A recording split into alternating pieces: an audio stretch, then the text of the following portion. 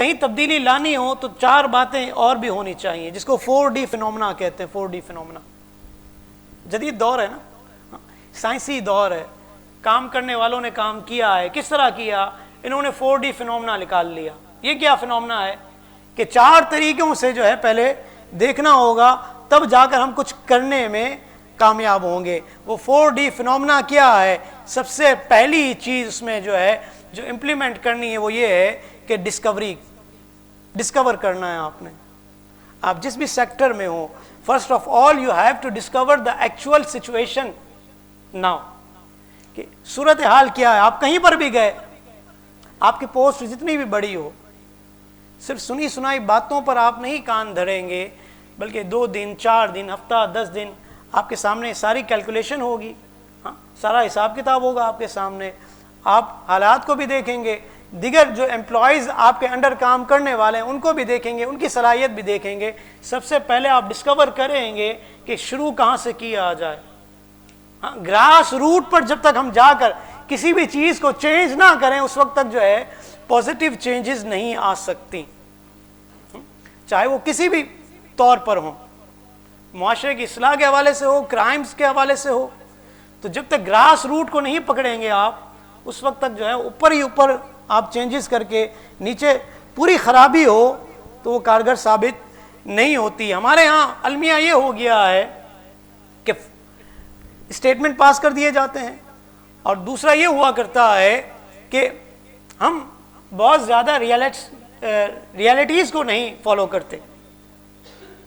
اس وجہ سے بھی ہمیں کچھ کام کرنے میں حرج آتا ہے۔ اور پھر میڈیا کا دور، سوشل میڈیا کا دور، تو اس وجہ سے اپ اینڈ ڈاؤن بہت زیادہ ہمارے معاملات میں آ گیا ہے۔ لہٰذا ضرورت اس بات کی ہے کہ سب سے پہلے آپ اس جڑ کو پکڑیں کہ جہاں سے خرابی شروع ہو رہی ہے۔ اگر آپ نے اس جڑ کو ڈسکور کر لیا اور اس کو پکڑ لیا تو انشاءاللہ یہ پہلا فینومنا جو ڈسکوری کے حوالے سے ہے اس کو آپ نے گویا کہ سر کر لیا۔ دوسرا فینومنا کیا ہے 4D کا؟ وہ ہے ڈریمنگ۔ انسان جب بڑے خواب دیکھتا ہے نا تو بڑا کام بھی کرتا ہے۔ جس کی سوچ چھوٹی اس کا کام بھی چھوٹا، جس کی سوچ بڑی وہ کام بھی بڑا کرتا ہے۔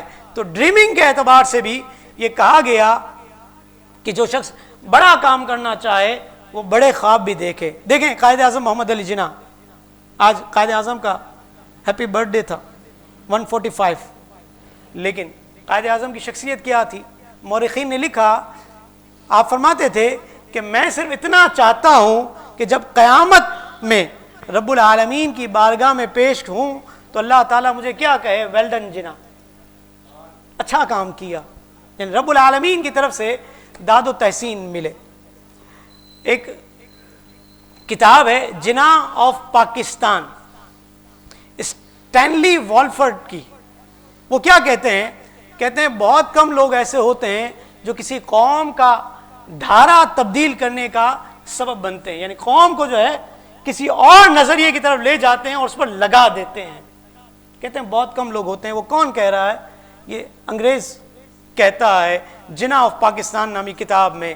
پھر کہتا ہے کانگریس کے رہنما جواہر لال نہرو کی بہن مسز وجے لکشمی پنڈت، وہ کہتی ہیں اگر مسلم لیگ کے پاس 100 گاندھی اور 200 عبد الکلام آزاد ہوتے اور دوسری جانب کانگریس کے پاس فقط ایک قائد اعظم ہوتا تو ہندوستان کبھی بھی تقسیم نہ ہوتا۔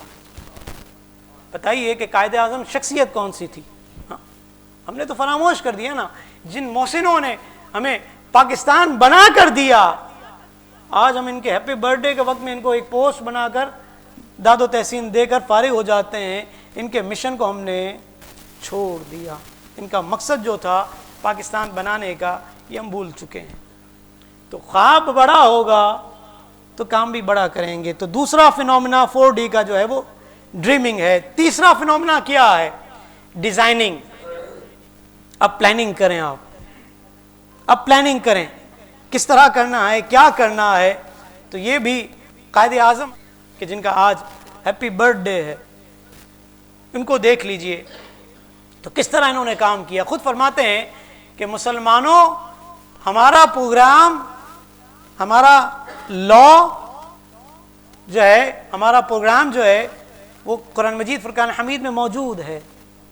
हम मुसलमानों को लाजिम है कि कुरान को गौर से पढ़ें और कुरानी प्रोग्राम के होते हुए ऑल इंडिया मुस्लिम लीग मुसलमानों के सामने कोई दूसरा प्रोग्राम नहीं रखेगी, यानी इसी को लेकर हमने चलना है।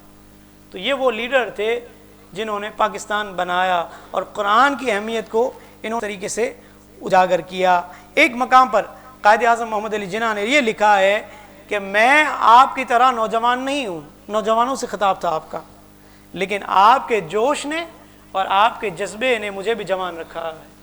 ये बड़ा मशहूर कौल है कायद आज़म मोहम्मद अली जिन्ना का। चौथा फिनोमेना क्या है 4D का, आखिरी, वो है डिलीवरिंग।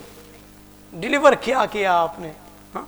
कौम को जमा कर लिया, डिलीवर क्या किया, हाँ? कोई रूल्स और रेगुलेशंस तो होते हैं ना।